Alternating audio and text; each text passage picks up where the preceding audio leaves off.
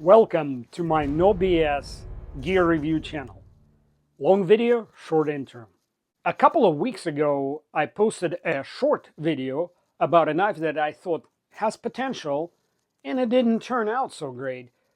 Take a quick trip down the memory lane here. RPM9 steel is a spray form version of 9CR 14 MOV. Before I even start using the knife, I notice something wrong with the edge.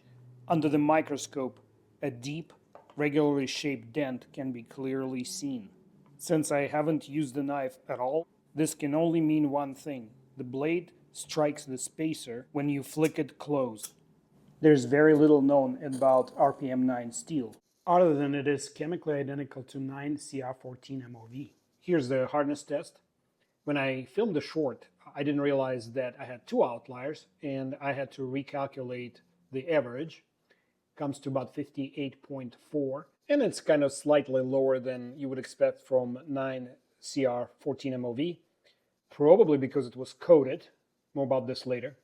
And here it is in all its chipped glory. Haven't done anything to it. I think what happens, it strikes the second from the back spacer when I flick it close. Some people don't flick crossbar blades shut, but 99% of us do. I would like to hear your opinion on this not so controversial issue.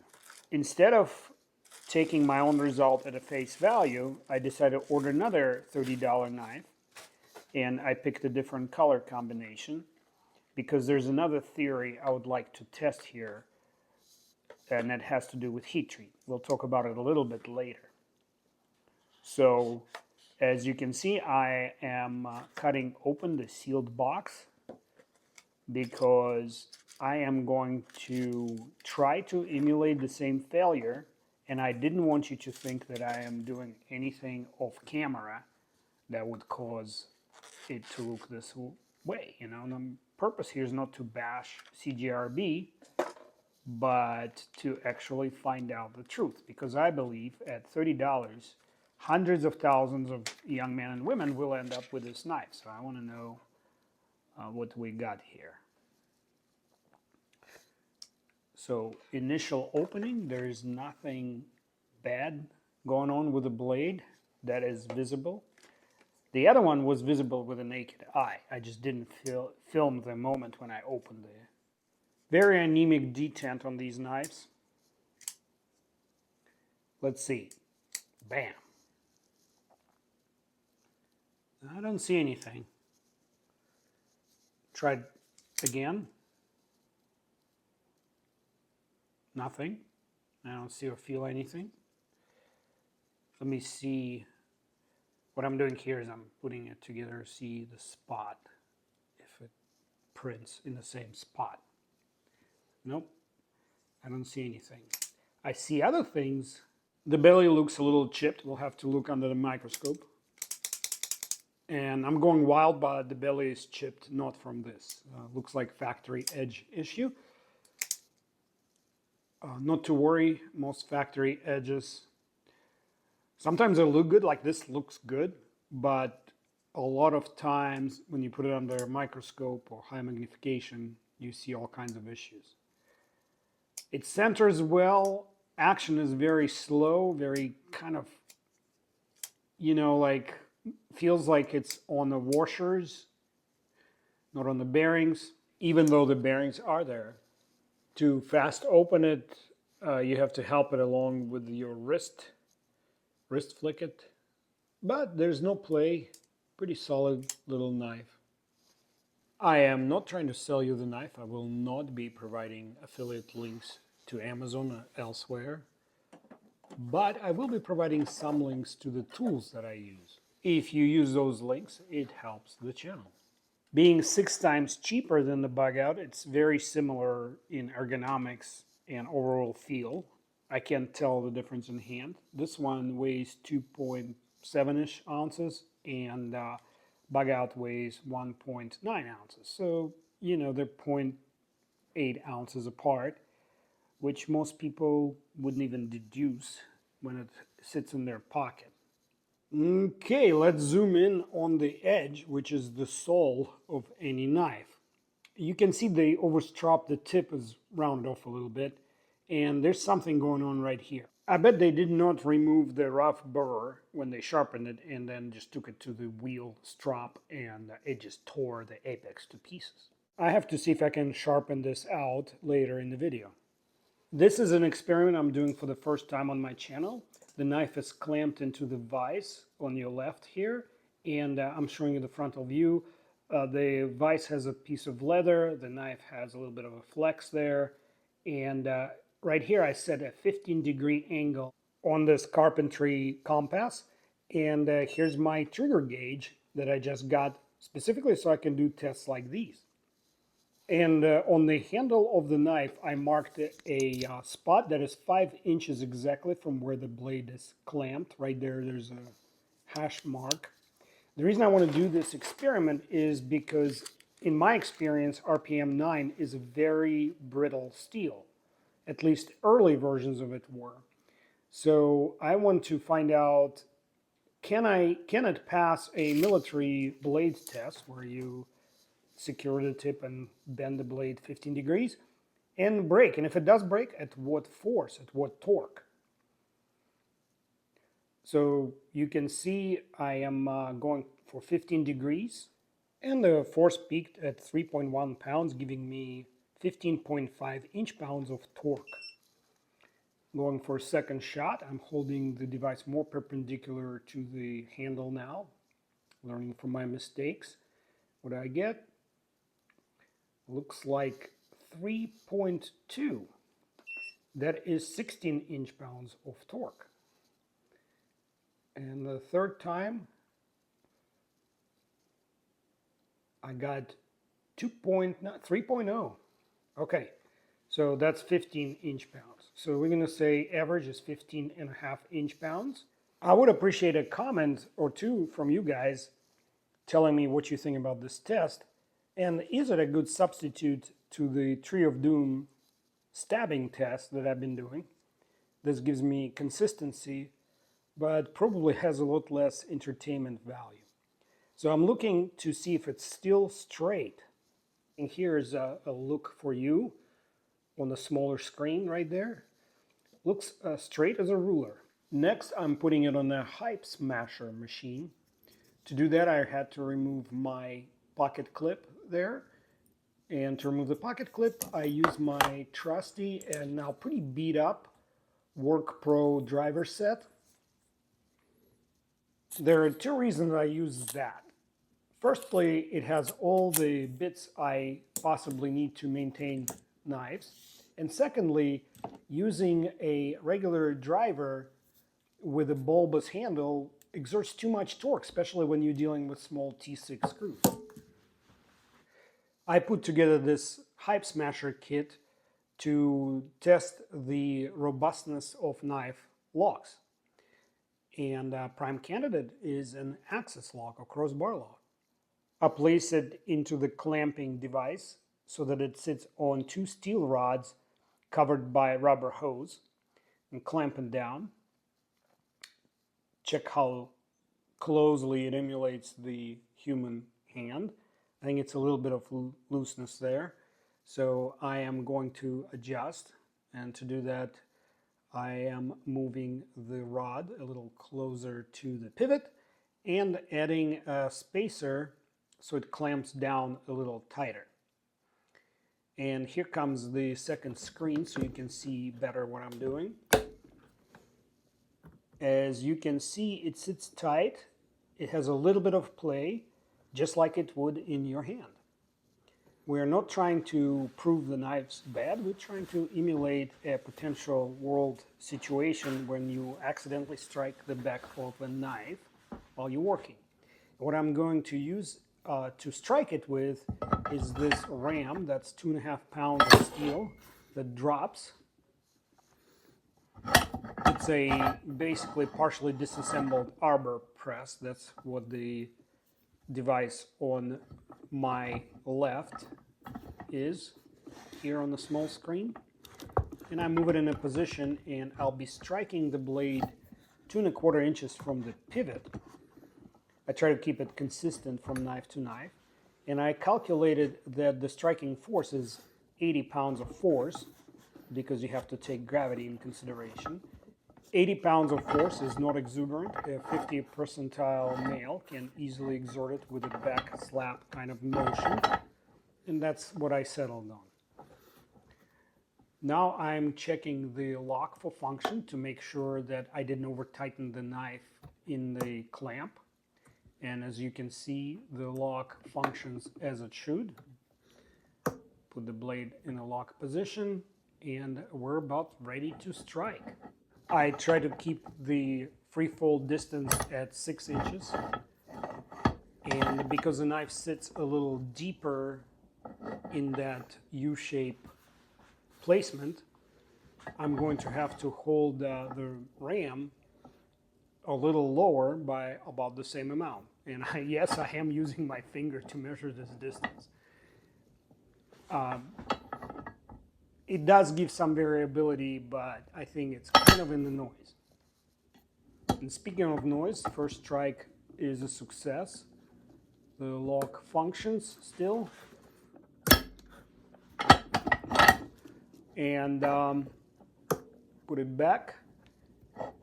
And now I'm going to go a little bit higher to see maybe adding a little force will unlock the knife.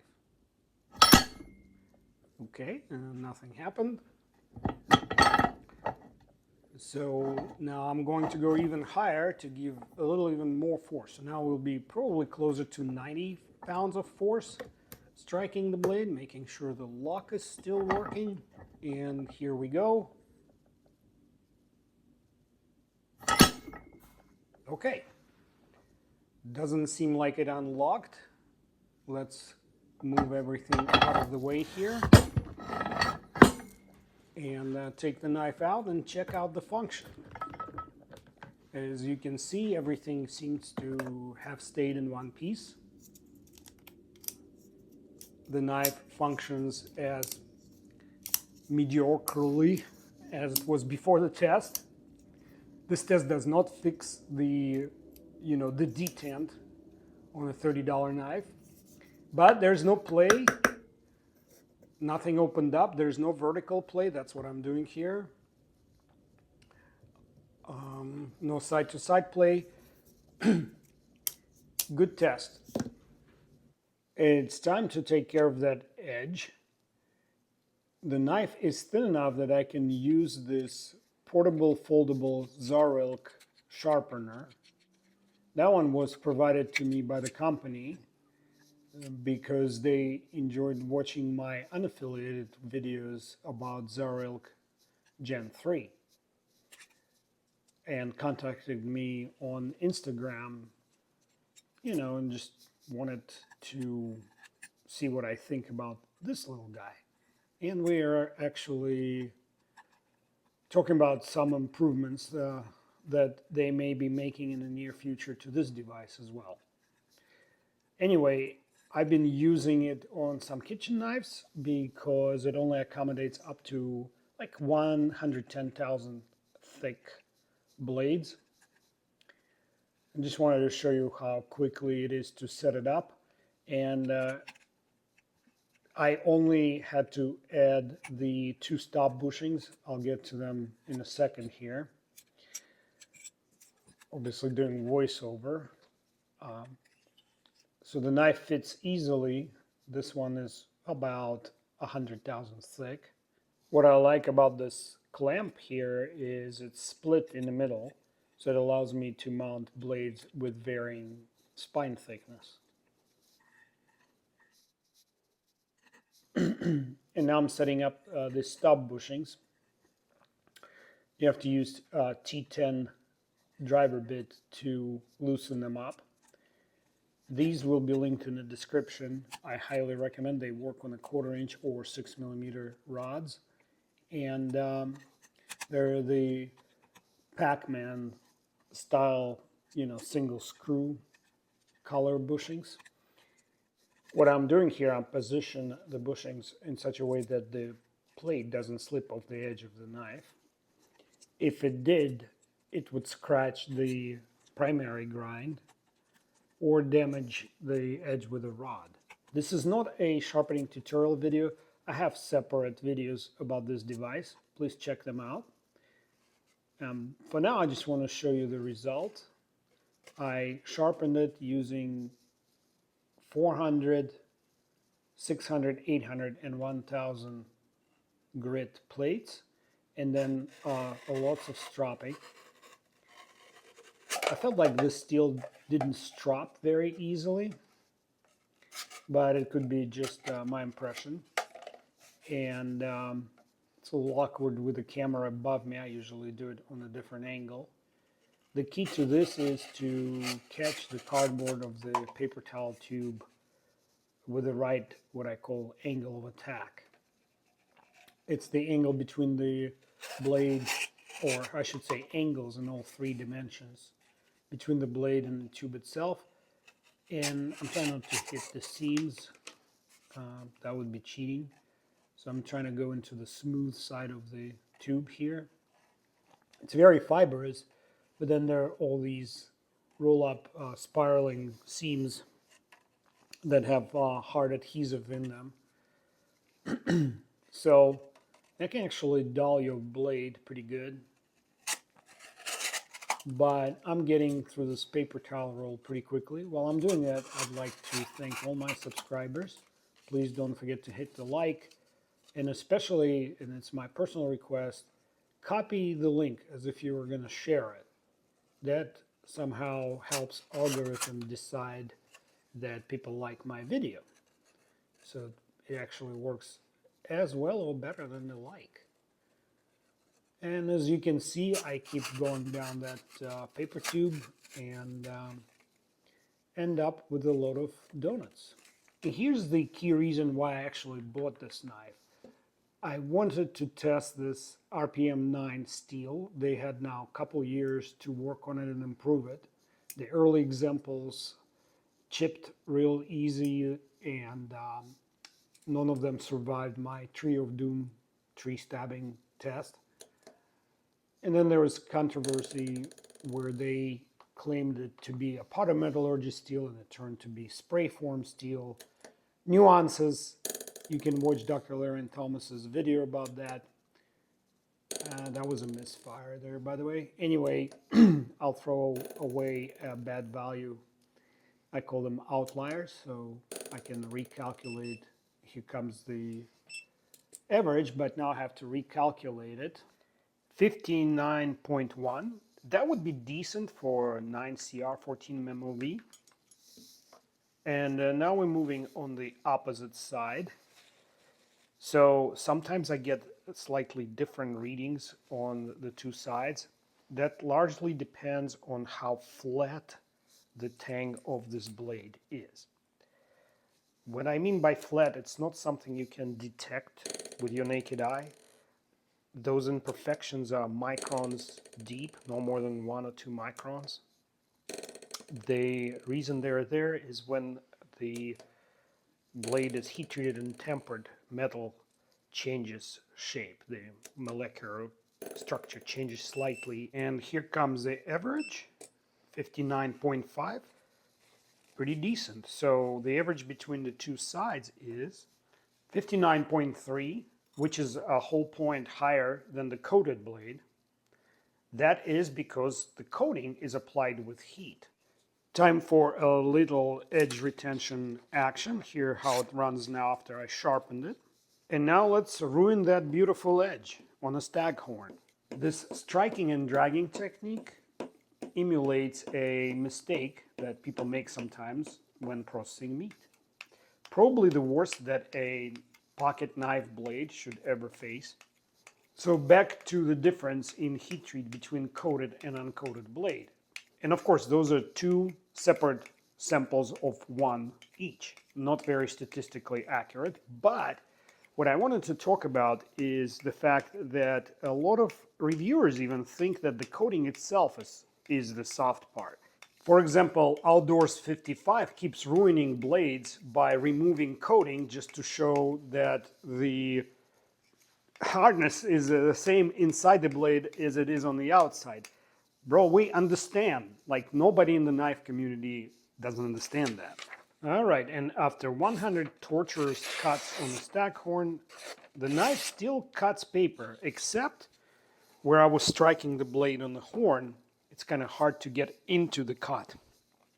All right, let's do 50 more cuts and talk about heat treat some more.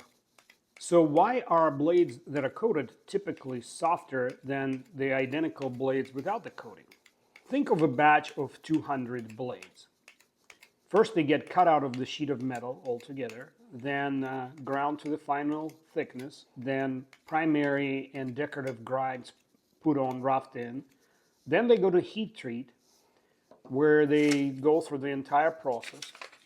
Okay, after another 50 strokes, the blade is still cutting, but not as well as before. I forgot to mention I kept the factory angle. It's about 16 degrees per side, or 32 inclusive.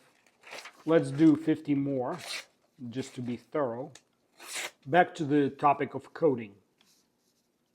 Where we're talking about 200 blades going through heat treat cycle. So after tempering, half of them gets segregated to go through the coating process. The two most common coatings are applied via either electrodepositing powder on the blade or through some kind of chemical or electrochemical process. Either way, they end up right back in the furnace. And let's see, the blade is still cutting after 200 strokes, but there's a lot more drag and tearing the paper, as you can see in here. Let's see if I can bring back the edge a little bit via stropping. This is an excellent strop. I will provide a link in the description, very inexpensive.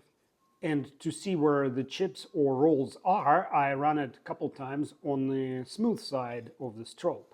As I suspected, most of the damage is where I was striking the horn nearer to the handle. Where were we? The coated blades, the pre-coated blades, go back into the furnace, where they sit at temperatures above 200 Fahrenheit for 15 to 20 minutes, which is equivalent to a second or even a third temper, depending on the steel. And that's what's causing a 1-point drop in their hardness. So when a famed knife reviewer grinds the blade down, not only to remove the coating, but get into the thick of the blade, I'm almost sure he's doing it for a visual effect. And while I'm not a stranger to visual effects myself, I'm sure Outdoors 55 knows precisely what I'm talking about, and either he thinks the audience doesn't understand that, or, as I said, just doing it for visual effect. Using leap tester, I have to remove the coating because it will not bounce the probe the same way if I didn't. The Rockwell tester he's using would do just fine with this microscopic layer of coating, or he could just remove that and stop there. Write a comment if you have additional questions or disagree with something I said here. I always read my comments and recommend you do too, because I get some of the most knowledgeable, intelligent people commenting in my videos. As you can see, stropping helped. Definitely did not remove the rolls and chips near the handle, but the straightaway cuts a lot better now. I would say this steel performed well in my somewhat less than scientific edge retention test here. So here you go. My regular viewers probably wonder, why did I spend so much time and invested so much energy in reviewing this very low end of the budget knives? Have two reasons. Number one, year 2025 will be the year of a budget knife. The way everything ships out, the economy, the availability of decent quality budget knives kind of drives to that conclusion. And the second reason, one of my favorite knife reviewers, David Anderson, or DCA of the Knife Center, announced that he is coming out with a new knife, which he will call the most recommendable knife, called Maximus. Maximus will be made by CJRB with a RPM9 blade, and it will have the crossbar lock. So I am testing the Acacia here in order to determine whether or not DCA made a good choice in selecting the manufacturer, the blade steel, and the lock. So far, Acacia sets a pretty low bar in performance. The steel did okay, the ergonomics are decent, and the only problems I have with it are quality control and deployment. Very anemic. So let's hope DCA's knife performs better, but this one gives me a baseline because you bet you I will be reviewing his as soon as it becomes available. Do, do, do. Ta-da!